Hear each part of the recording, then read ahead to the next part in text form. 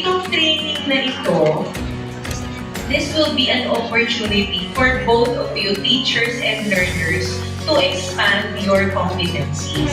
As you know, as teachers, we are not just curriculum implementers, we are also curriculum writers. Batang leaders yung pwede. Okay, so ginawa ko kapit-bahay, gawin ko kaya kapit classroom. Okay, katabing classroom. Okay, naisip ko, ano kaya kung hindi teacher ang nanay? Hindi natin ang layo ng nanay. Gawin mo na ang mga sign to see. Is ko natapos na checka ng mga papel.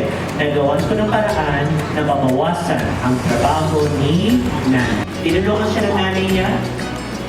Hindi, pero indirect, natulungan siya ng nanay niya. Actually, pinag-review siya ng nanay.